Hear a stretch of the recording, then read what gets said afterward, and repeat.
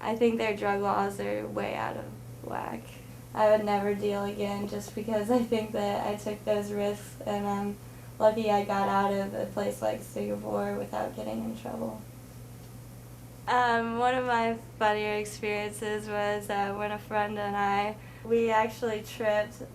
We started at the botanical gardens and by my pool in the apartment we lived in Singapore. And the next day we were still tripping, and we actually walked to Malaysia, across the bridge from Singapore to Malaysia.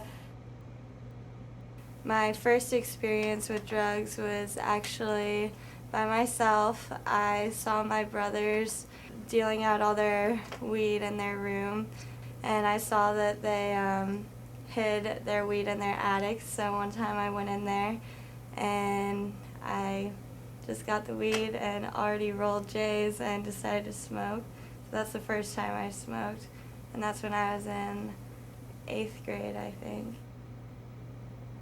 Well, my boyfriend was dealing, and that's how I started, and I found out that it was really lucrative in Singapore because it's, really hard for especially expat kids sometimes to find people, locals, or, get good prices for drugs there.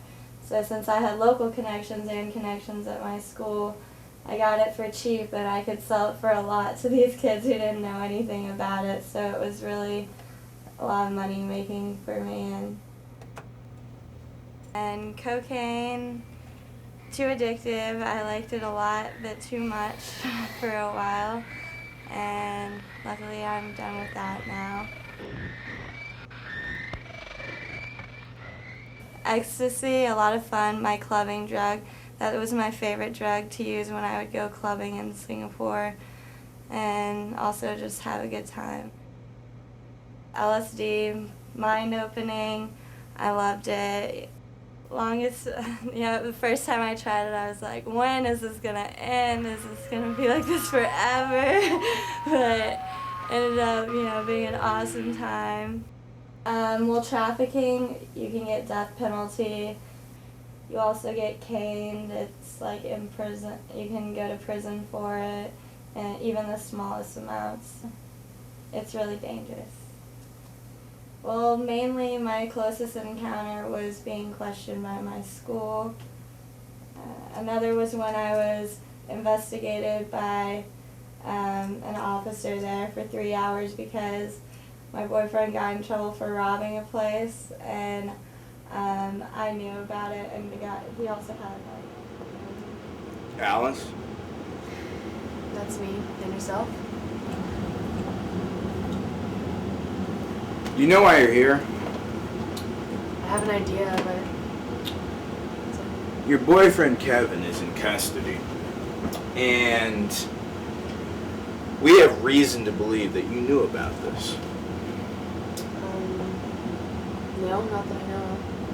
Alice, I wouldn't be asking this question if I didn't already know the answer. What are you getting at? We got your phone, we confiscated it, and we saw the text messages that Kevin sent to you implicating you with this break-in. So I'll ask you again, did you know that this break-in was going to happen? I knew about it, but I wasn't any part of it, okay? Kevin also talked about his involvement with selling drugs. Did you know about that as well? Yes, I knew about it. And again, you said nothing to us. You know it's illegal. Yes.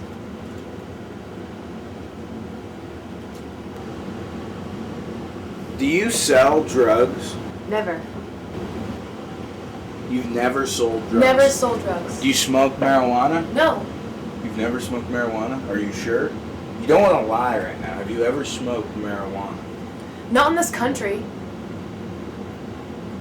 You've never smoked in this country? No, never. You've never smoked in this country? No.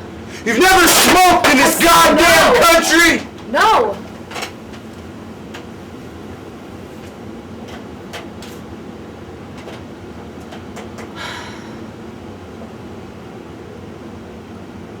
Alice, you're a very beautiful girl.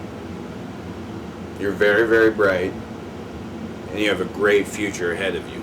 But you cannot continue to hang out in the crowd you are right now. Let's go see Kevin.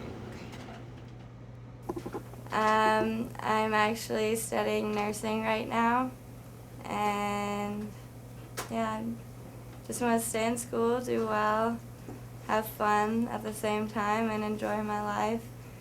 And I just want to travel around the world my whole life.